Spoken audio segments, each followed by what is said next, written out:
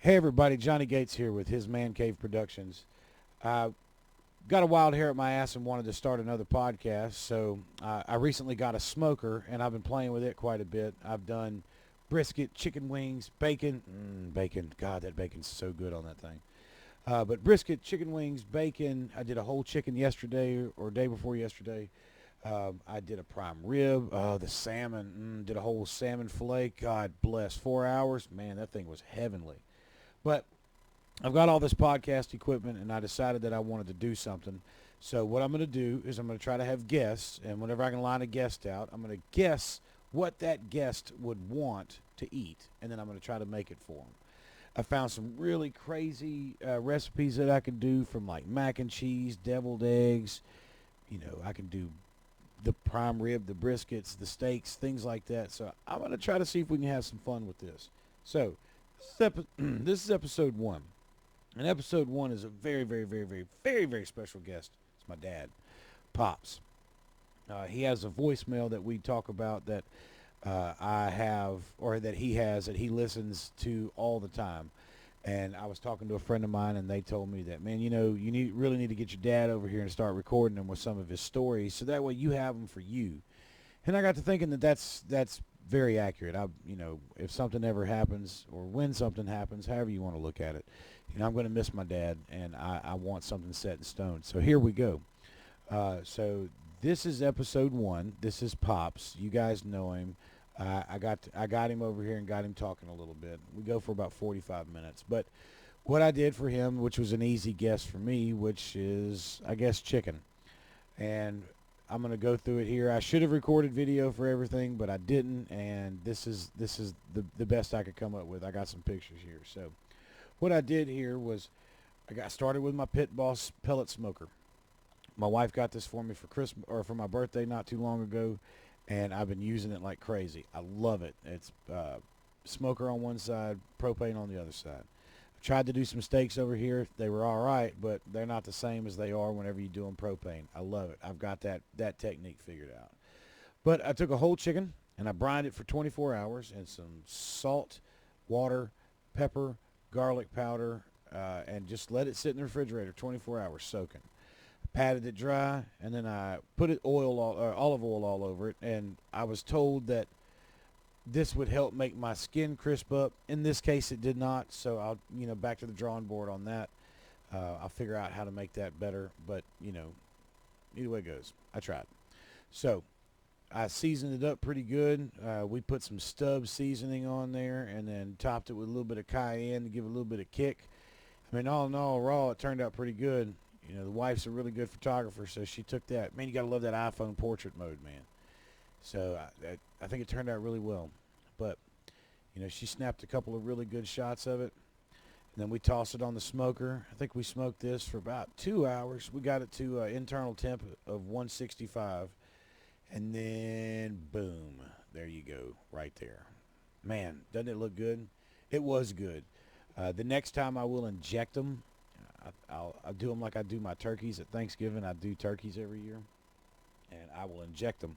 So we'll see how that turns out. So Dad said he enjoyed it. You're about to let you, listen to the interview right now and enjoy, stories with Pops.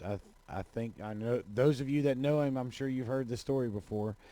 Those of you that haven't, it's one of the crazy ones, and he's got millions of them, so I'm sure we'll have him back on again. But I'm going to shut the hell up, and I'm going to let this episode get started.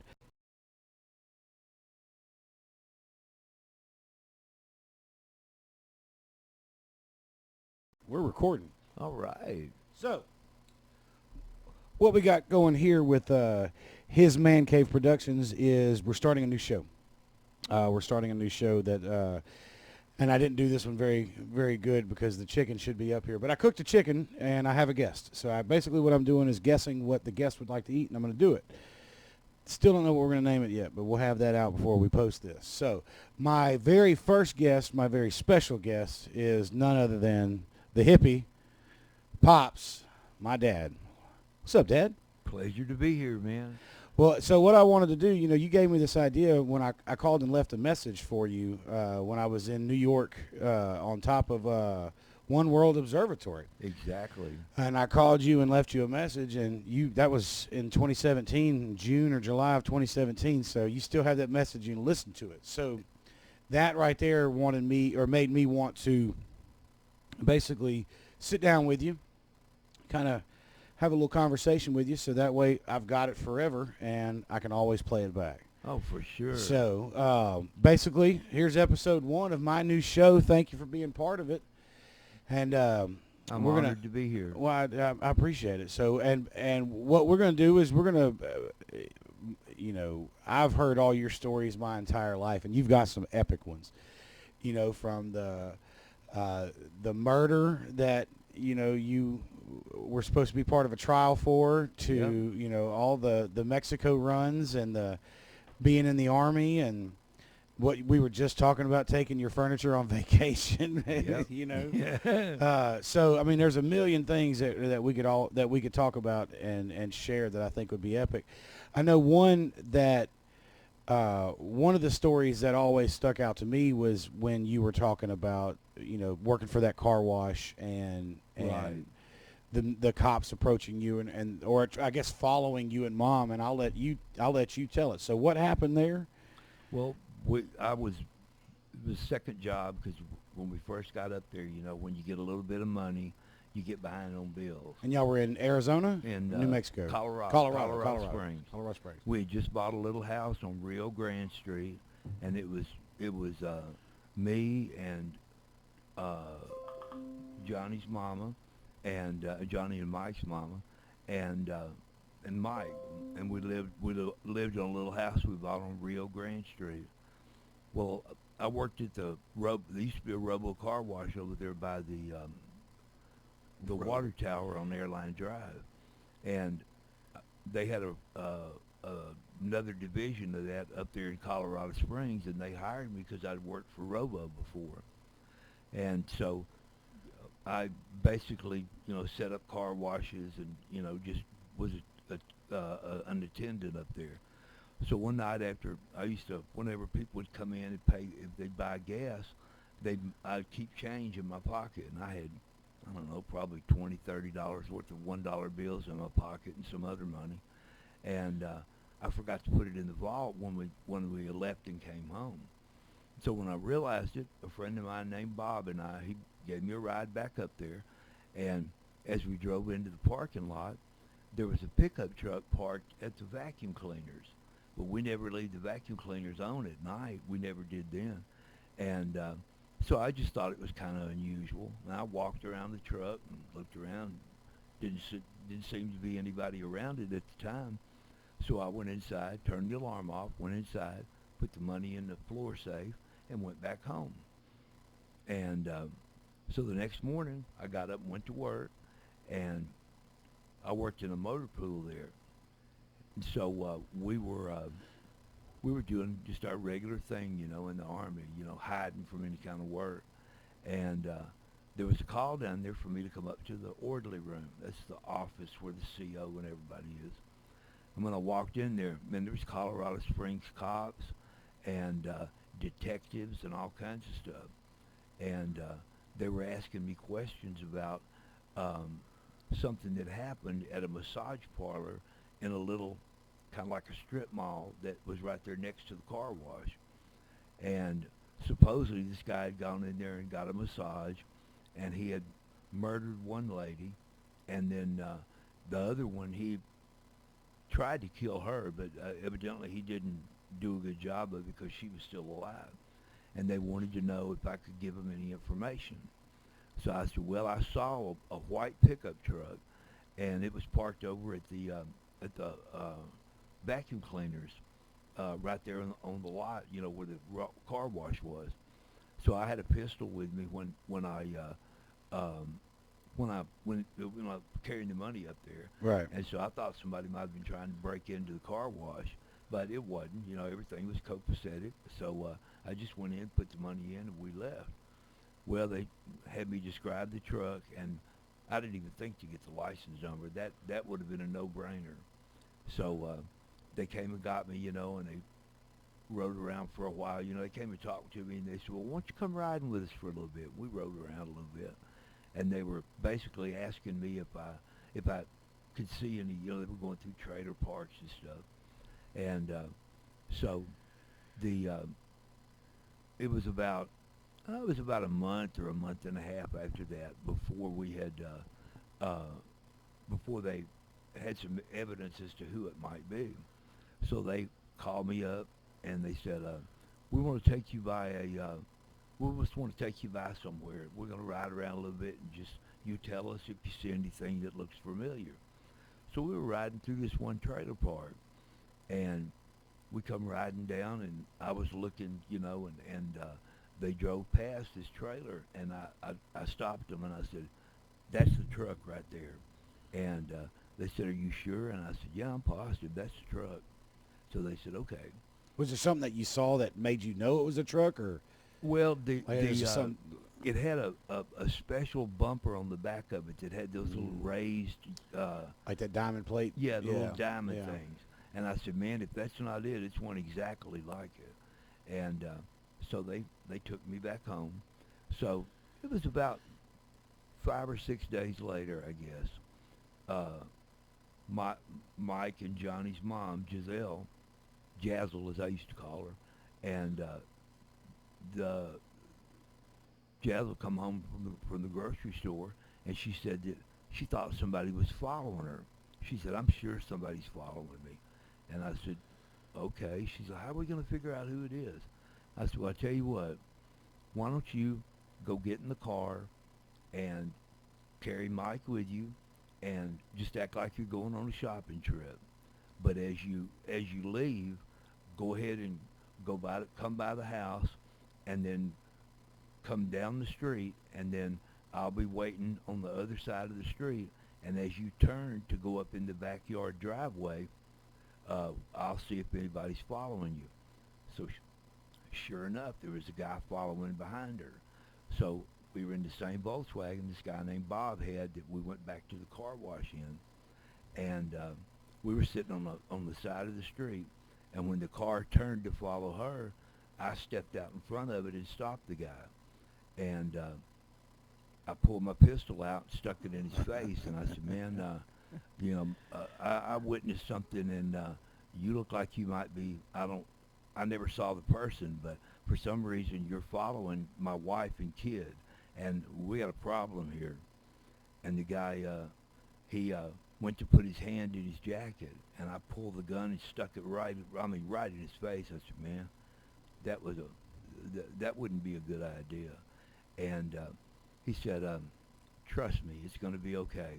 And he pulled out a detective badge from the. Well, And you I can tell just, this was pre 9/11. oh yeah, man, and I just, you know how you flip the gun around and hand it butt first, and I handed it to him, and he goes, "Why would I want that?" And I said, "Man, I just stuck a gun in the face of a detective from the Colorado Springs Police." And he said, "That's not nothing I wouldn't have done. Somebody was Yeah. following my wife and Damn kid." right. And then, Damn right. but it was unusual to say the least. So, but he was following you because they were worried about y'all's safety? Right, they were following Giselle and Right. Mike, Johnny's older brother, and just making sure that because they hadn't actually put the guy in jail yet, but they Right. knew he was out roaming around. Now, would he have known who you were, or they just didn't Oh know? no, Yeah. because I never saw him. Right. All I was when they came and got me that morning, we were sitting in the parking lot talking by the car wash, and they said, "Well, we had several other people said it was a red pickup truck," and the other detectives they evidently they didn't know that I had identified a white one, and so when the one of the detectives pulled up, I was sitting in the car with one of them, and they pulled up. You know how you pull like window to window so you Right. can talk to each Yeah. other. And he said, "Well, we got several people that said it's a white pickup truck." And the guy looked at me, and he goes, "A white pickup truck?" And the guy said, "Yeah." And he said, "Well, this guy right here was at the car wash last night, and he identified a white pickup, or gave us a description of the white pickup truck." And so they arrested him, and in the meantime, the Army was transferring me out of Colorado Springs to Georgia to go to school that they wanted me to take. And so we moved to Augusta, Georgia, And about a month after we got down there, it was just me and Mike and Giselle. And Mike was, let's see, he was born in 73, and this was in 75, so he hadn't turned 2 years old yet, not till June of 75. And they, so I, they, they paid for me to fly back to Colorado Springs, and so Mike and Giselle stayed down there in the trailer park and stuff because it was in Georgia and nobody knew anything about it. Right. But I just hated leaving them down there by themselves, and so they flew me back up to Colorado Springs, and Now that was for the trial. that was for the trial. Yeah, Did you ever actually have to testify, or you did testify? I did testify. So now, and if I'm not mistaken, the trial comes with its own set of humorous stories. Oh yeah, yeah. They told me they put me up in a motel, and they wouldn't let me. As they called witnesses, that was when I just was to be available all day, and then once 4:30 or 5 o'clock at night, whenever they adjourned, came, then I could go anywhere I wanted to as long as I was back the next morning by the time the court came into session. So the cops told me, they said, look, if you need a ride somewhere, you just call the desk sergeant. They'll send a police department guy by, and they'll send a regular patrol car by, and they'll take you anywhere you want to go. Well, I had some friends that I used to get loaded with in our house that we had, because it was one of those houses where these guys lived in the barracks because none of them were married, Right. and so they came down and stayed with us, at night and then on the weekends. So we basically had built-in babysitters, and they had motorcycles. So me and Mike and Johnny's mama, well, they'd be all passed out on the floor from the next day, or from the night before, and so it's built-in babysitters. I made sure that they all put their keys up on the coffee table. Nobody leaves if you're going to be drinking, and then we just pick a motorcycle and go riding, and but it was the only time that I got to actually hear anything about what they were doing in the trial was when they called me and I was in there, and it was just to testify, and they sent What me you out, saw, yeah. and then they put me on a plane. Well, a couple of days before I got ready to leave, they told me when I was going to testify, and it wouldn't take long. I got reacquainted with this guy named Bill Gunby, and he lived with us too, and he was AWOL from the Army, but nobody was looking for him back in '74. So he lived around the house and stuff, and helped us do chores, babysat when we needed him to. So I looked him up, and he was still in Colorado Springs. So he was still AWOL from the Army. So I called him and I asked him, I said, hey man, because they lived in Atlanta, Georgia, and we were in Augusta. I said, man, how'd you like to go home to Atlanta and get away from here? And he said, I'd love it, but I can't afford the plane ticket. I said, well, I got an idea how we can get a plane ticket and it won't cost you anything. So when I was up the last couple of days, they had this young lady named Eva, I don't know how I can remember it, but Eva Marie Blue. She was a victim witness coordinator. Well, I watched her when she called the travel agency and set my ticket up. So I went downstairs as she was walking me down the hall. There were several detectives' offices that were dark. The doors were open, but I got one of the names off the detective's desk, and went down to the payphone in the lobby, and I called up the travel agency, and I told them this is the Colorado Springs Police, and I gave them Eva's name, and I told them, I said, I need a one-way ticket to Atlanta, Georgia, leaving basically at the same time that I was leaving, and which Atlanta's in front of Augusta, so he got off in Atlanta. So she said, okay, well, I need to call you back. She said, what's your name, please? And I said, Detective Nuisance. And she said, Detective Nuisance. Okay, I'll call you back. So I waited. She called the phone booth back. I said, Colorado Springs Police Department, Detective Nuisance speaking, nuisance. And and she said, I just need to verify that we're getting a ticket for a guy named Bill Gunby going to Atlanta, Georgia. And I said, yes, ma'am, that's it. He was a witness in one of the trials that we're doing up here. She said, okay, it'll be at the travel agency in a couple of hours. So we went by there, picked up both tickets, flew back to Georgia. Got him the hell out of here. That's so funny, man. Yeah. I also remember you talking about going to a party and having the cops drop you off.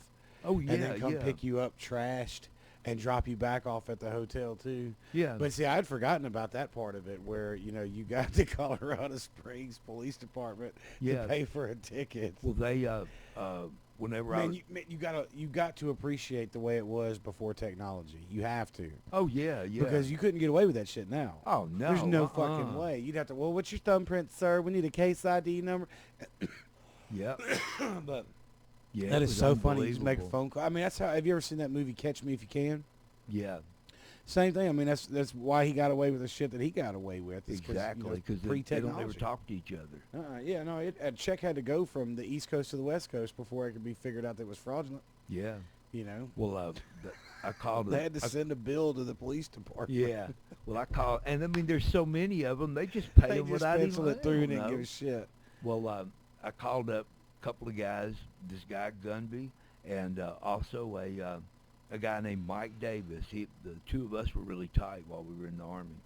And I called him and I said, nah. They said, what are you doing back in Colorado? I thought you were in Georgia. And I said, well, I had to come up here and testify in this murder trial. And I killed this guy in there. Let me walk. And they wanted me to ID the truck. So I told him, I said, now don't freak out when a police car pulls up in front of your apartment. And he goes, why in the world would a police car be? I said, because that's my chauffeur. And they all started laughing, and sure enough, when I got there, the guy said, just call the desk sergeant when you get done tonight. And whenever you want to come home, just call them and they'll send a cop out there and they'll pull up in front and whoop, whoop, the siren just a little bit. And I mean, the guys that were at the windows, waiting for the cop to get there, were like birds on a telephone line watching. There's no way a cop's coming to pick you up. You're so full of bull. And the cops showed up. The lights came on. Whoop, whoop. I staggered down the sidewalk, and they opened the door, and I fell in the back seat. Did you hear Gumbo talking to you when you went whoop, whoop? Oh. He said, what?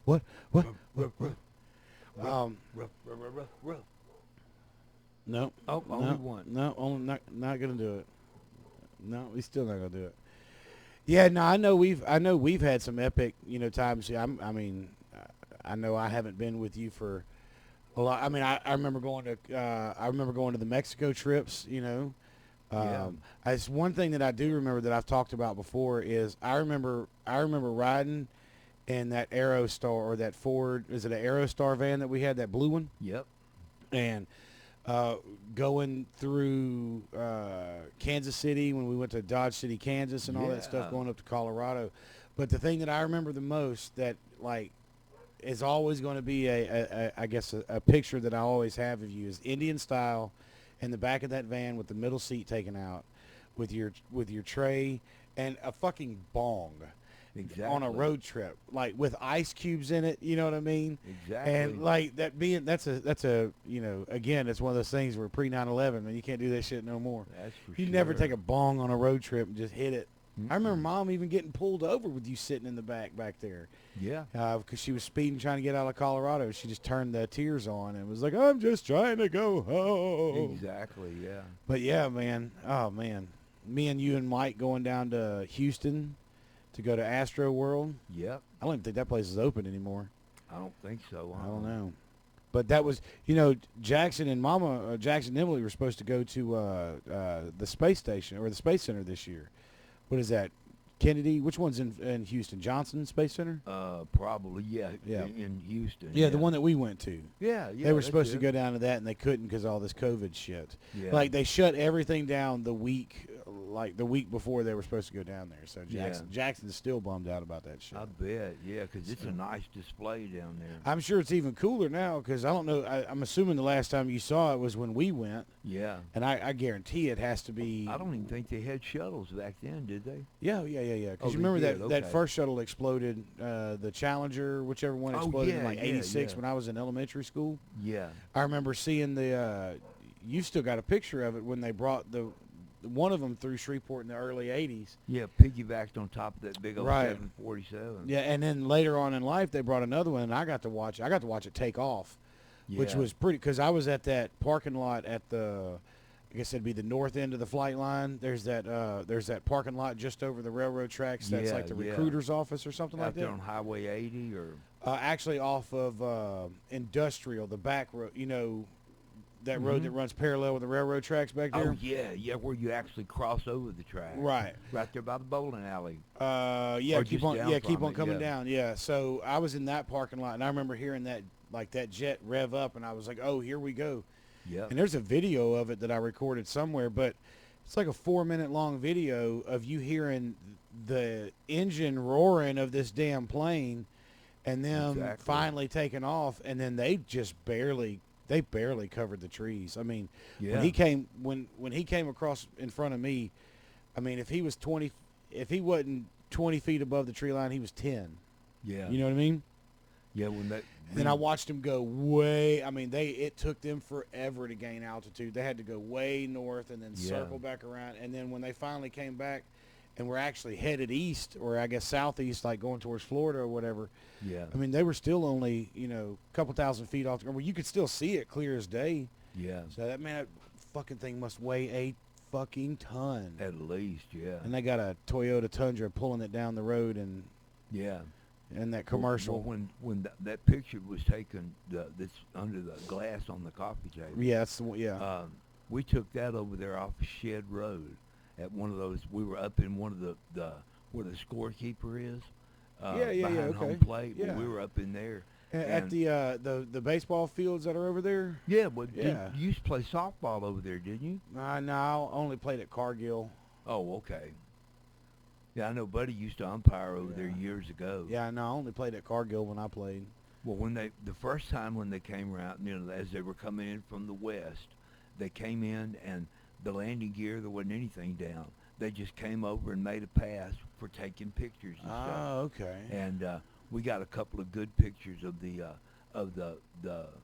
plane with the shuttle on its back and the two chase jets, one on each side. Yeah. And, That picture you got does have the two jets in it, doesn't it? That's Yeah. right. And then when they went on down and they banked across and went over Stoner Hill School, Yep. where you started, going to school. Yep. And then the second time they came by, they were on the horizon as they were coming down. And when they put the landing gear down, man, it was so cool looking because it looked like you've seen when an eagle flies out of a tree and goes down to the water and the claws are open. It looked exactly like that. Yeah, It no looked like shit. and it was so neat because it was just hanging in the air, and from the ground, I bet I could, because it was a swath to where there wasn't hardly any trees on either side of it, right there, approaching the landing strip, and I could have hit the side of that shuttle with a baseball. Yeah, no They shit. were that low Man. and going that slow. Yeah. But, Well, I man, want to say, if I'm not mistaken, when they do that, they actually have to take off with pretty much no fuel. And then once they get airborne and up, they refuel in the air. I bet because that'd it's be a too- neat it's- picture to have. Well, because it's too hard for them to get the weight of the plane, the shuttle, and all the fuel up off the ground. Exactly. So they have to, start with like an eighth of a tank and then fill up when they get in the air. Yeah. And I've watched them do some training stuff, with the Air Force Base here. I've actually watched them. Every now and then you'll catch them and they'll be doing the refueling with the B-52s or, Yeah. with a big plane, but you can see it way off in the distance depending on where Yeah. you are. But I've seen it a couple times where you're like, oh shit, look at that. That's pretty cool. Kind of makes me wish I would have gone in the Air Force instead of the Army. Would you? I mean, but you wouldn't have been able to fly. You think? Oh no, no. It'd be cool to learn how to fly. I flew once. I know I've told you that. Yeah, For my yeah. first Father's Day, I flew that damn 1966 single-engine Cessna. That I bet that was an adventure. man, that shit was crazy. I mean, me and Eric were talking about it yesterday. How I'm, because of that scenario, I could take off. I couldn't land, but I know I could get us airborne. Yeah. In a 1966 single-engine Cessna, I could do it. Goodness. But I'm pretty sure Emily would be able to, in a pinch, fly us wherever the fuck we needed to go. Wow. So That's pretty neat, man. that was a crazy experience. But yeah, man. Like I said, I wanted to get you in here. I'm going to try to keep these to about 30 minutes, which is about where we are now, and hopefully we can do many more of them, and maybe we'll do. If people like it enough, we'll do stories with Pops. Yeah. And we can get into some of the really good ones, like what we were doing as a family in Mexico, or when y'all used to heat up change. Oh yeah, and then Shit drop like- it off the bridge. Gotta love the 80s, man. That was Jackie's idea. Oh, Jackie? Yeah. Yeah. Well, all right. Well, fuck you, Jackie. I'm kidding, And buddy. the first one that he did, he didn't have the forethought to bring a pair of hemostats to hold the nickel before a quarter. Yeah. And he puts the cigarette lighter on it, and all of a sudden, man! Oh, goddamn. And, Oh, goddamn. I Oh, said, goddamn. You don't need to be holding the quarter while you're heating it up, man. Dumbass. And just bring you a pair of tweezers or a pair of hemostats. Or Man, those were such memorable trips, too. Like, they were. and it's crazy because, I can't think of anything that happened when we went to, like, when we did the company picnics at Hamels. right. Like, yeah. I remember us never getting picked, Yeah. weird shit like that. But I can't pinpoint log rides and stuff like that. But I can pinpoint, trips to Mexico and buying blankets and getting vanilla. The company parties at Hamels. Do you remember the bumper cars? Oh yeah, oh yeah. Because we'd wait, and position people in the line. So there were supervisors and their kids. And I stuff do in remember there. that. Yeah. And You fucking I murderer. mean, and then get all the way across the skating rink, and I mean, put the hammer down. And there's 2 or 3 times where we almost tumped them people Yep. over when we hit them on the Yep. side. And I thought, man, I'm not going to be working here much longer after this Yeah, one. unless after you run over one of your bosses. Exactly. We went to what's that place in Arkansas? That's it's a theme park, Magic Kingdom or something like that. Yeah, yeah. And they had bumper cars, and it was just like Hamels. Like it was, Yep. that old like shed with the metal floor and the metal ceiling, Yeah. with the big the long tubes that go up and drag across the ceiling. Yep. And they were like, nope, you can't get your fat ass in one of these cars, man. There's a weight limit. Like, fuck. So I couldn't even get in and enjoy it with the kids. I had to sit back and watch. My fat ass couldn't get in there. Well, back in the 50s and 60s, we have regular buses that run now. Well, back in the 50s and 60s, they had trolleys. Right. And they were electric trolleys. Here, right? Here, Yeah. in Shreveport. Yeah. Because I used to ride them. My mama's mama, Irma Lowry, or Mama Lowry, she would, on Saturday morning, she'd get up, and I'd spend the night with her on Friday night, and she'd get up and ride the Linwood trolley. And the trolley had that big long arm that goes up, Yep. and there was power cables up there. And whenever they'd come to an intersection where you had to cross over the intersection, if there was a bus or a trolley on the other line, the lines crossed, and they came loose from up there just a little bit as they went over the rollers, and then went right back on them. Right.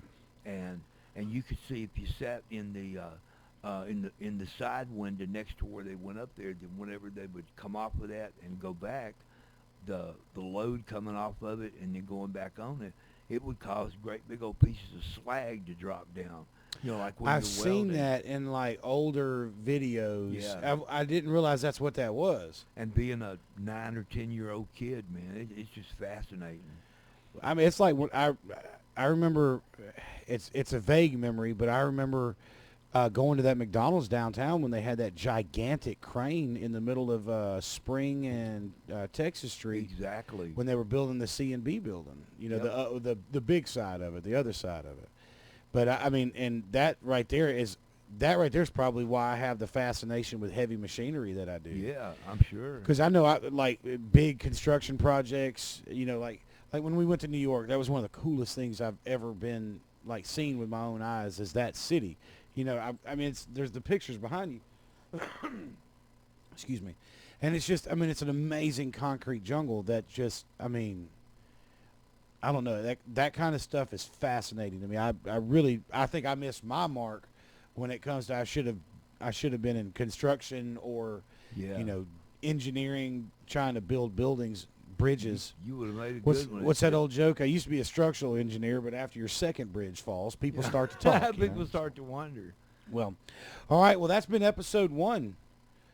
Man, I really appreciate you coming. Man, I appreciate you. How was the chicken, by the way? Oh, it was excellent. Again, which is supposed to be kind of like the idea behind this show is I had an idea that I was going to, I got that smoker and I want to use it. I got all this equipment and I want to use it. Let's put 2 and 2 together. For sure. So the next one I'll do better as far as having it prepared out a little bit better. But I got some pictures. You've probably already seen the pictures. If you haven't, I'll do them again or whatever the case may be because I got to edit this. Well, talking about New York while y'all were up there, right? I had a gift card that when I changed banks, they sent me a Burlington gift card for $25 or whatever. Well, so I rode the bus because I don't have a vehicle now, and I rode the bus out to Shreve City, and I was walking through, went through Walmart, got a little something to eat, and then I walked over to Burlington, and just was walking through it.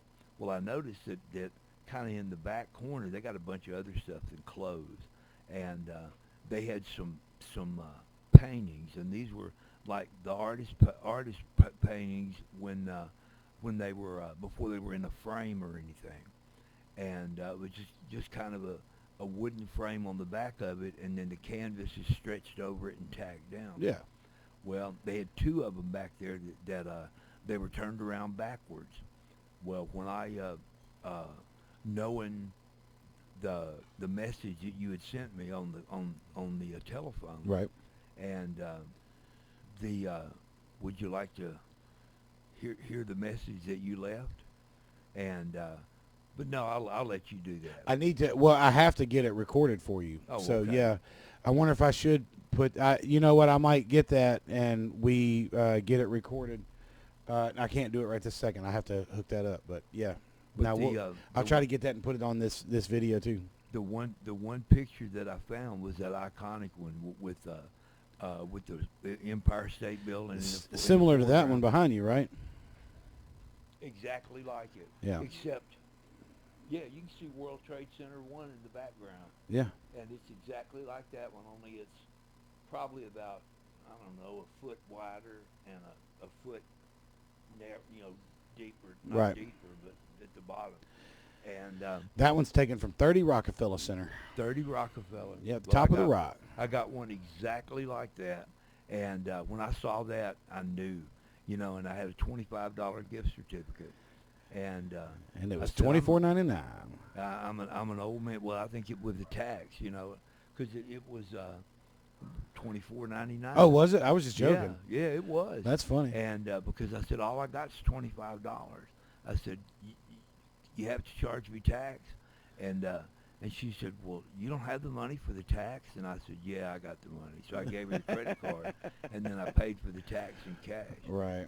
And then when I got about halfway across the parking lot in Shreve City, I thought, I'm riding the bus, man. How in the hell am I going to get this home?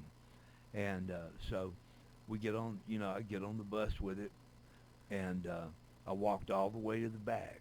Well, there was a bunch, how people coming out of Walmart, and there's a lot of people that ride that bus back up to where you transfer over at Line and Kings Highway right. to get on the Line Avenue bus and ride it home.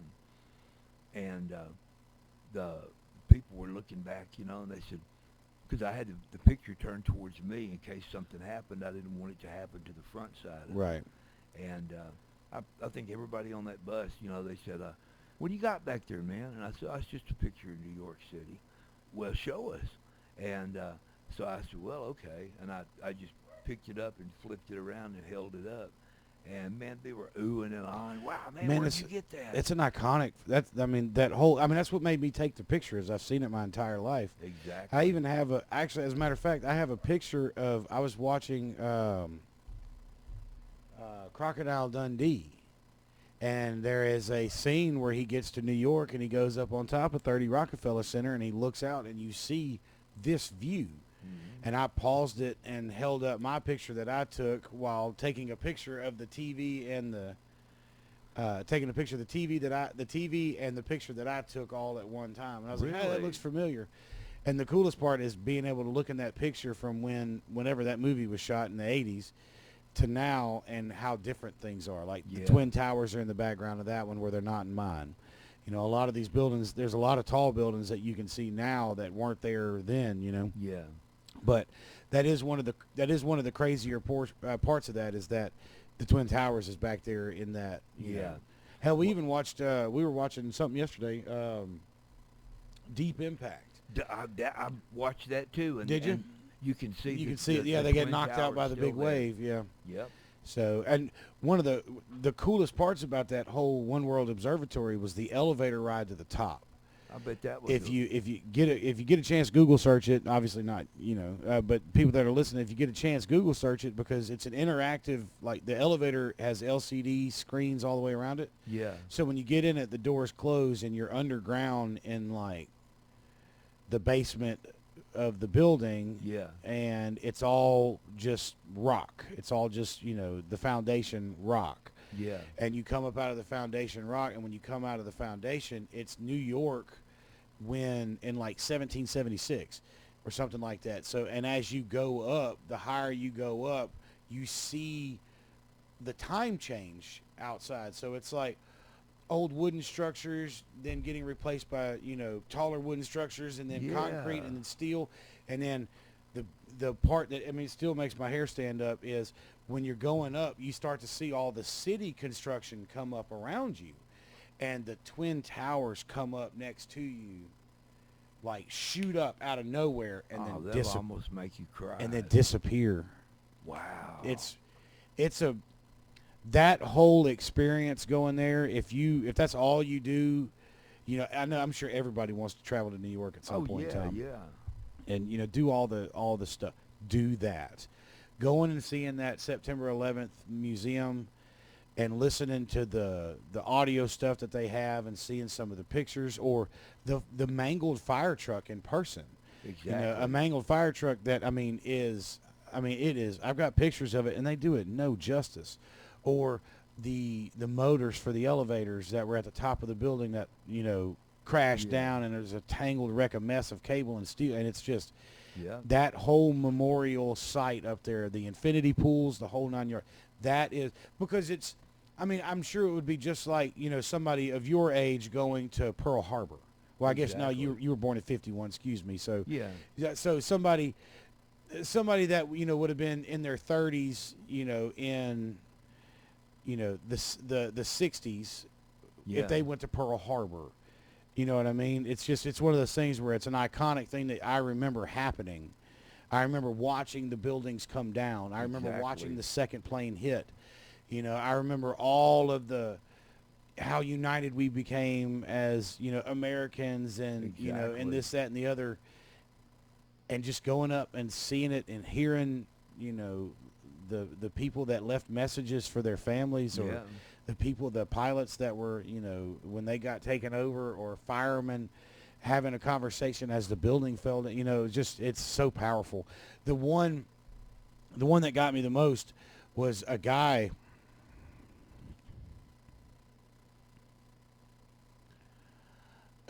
lost his son, and he took a baseball down there with his son's name on it, and like, I love you, son. I hope you find, it's just, you don't think about it like who all lost. Like, because I didn't lose anybody. You know what I'm saying? I didn't lose anybody directly, but Yep. I couldn't imagine losing you to that, or Jackson to that, or y'all losing me to that. I Yeah. mean, that's it, and things like that put the weird things into perspective. Put the Yeah. it's such a unique experience going up there and seeing that and that's why I tried to call you 7 times from the top of the fucking building, Yeah. and you ended up getting the message that you got. Yeah, well, it's really something. And like you said, I've been babying it for this 2020 for over 3 years. Yeah, now. yeah, 2.5, And, 3 years And almost. whenever I get kind of down, or feeling sorry for my old self, I'll just pick up the phone and call my voicemail. Well, And 10, 12 years ago, it would have been foreign what you're saying to me, but I get it now. Yeah. With Jackson and the kids and Oh, everything, yeah. I definitely get it now. yeah, All that shit you used to spit to me about, you don't understand now, but you will soon enough. I find myself saying Exactly. that. well, You know. like when we were sitting on the porch one, we were waiting on Jackson and Emily to come over for the Mardi Gras parade. Yeah. And people were pulling up. This was a good while ago before they changed the parade route. And we were sitting on the porch, and people were, "Oh man, we like your parade, and we love your neighborhood and stuff." And you, as they walked up the street, you leaned over and fist bumped my arm, and you said, "Well, Pop, you finally made it." And I said, "Made what?" And you said, "Don't you remember telling me and Mike all them times, every time we went to the Natchitoches Lights, we'd walk down the street, Yep. and the people are up on their porches and stuff waving, and we thank them for letting us come to their parade."